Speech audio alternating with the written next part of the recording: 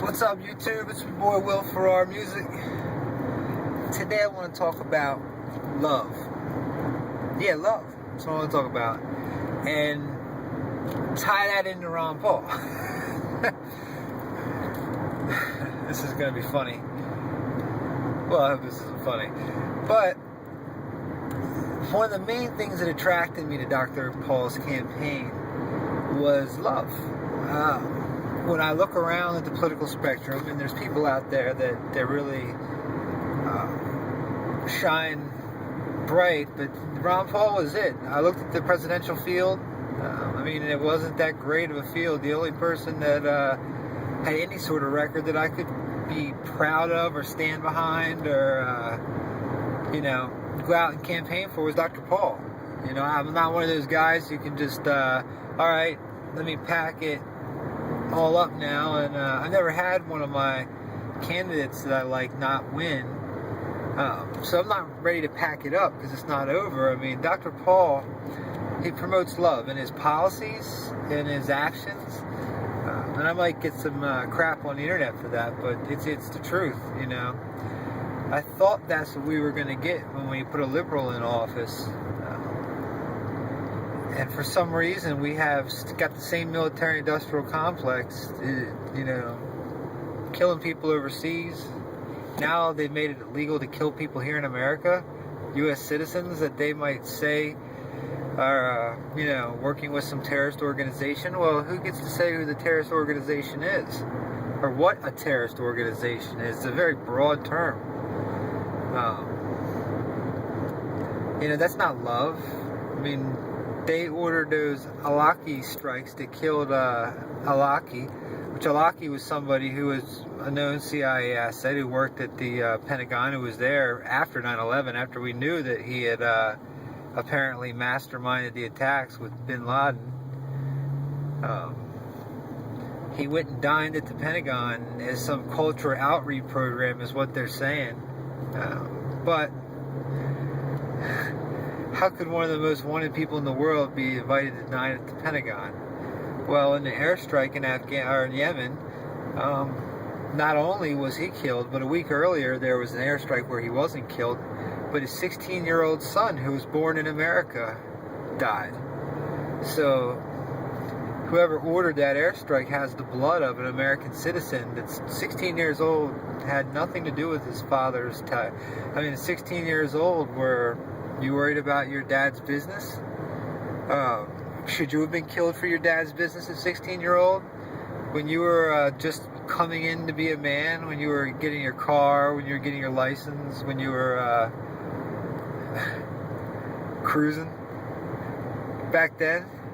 Should you have been killed in an airstrike out of nowhere? Be driving down the highway and in 1 minute, boom, you're dead? That's not love, and that came from the current administration. So I can't go with him. I can't go with President Obama this year. It just leaves Ron Paul. Ron Paul loves his country. First off, he loves the Constitution.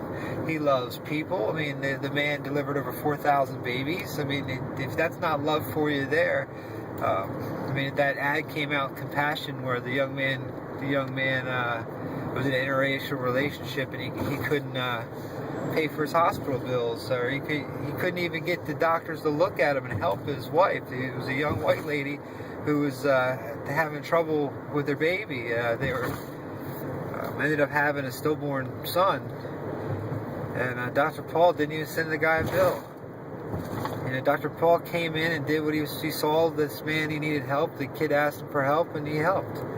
Where everybody else would just turn their nose because they were racist back then, especially down there in the deep south, Texas. But everything about the people at the Ron Paul every time I go to a rally, it's nothing but love.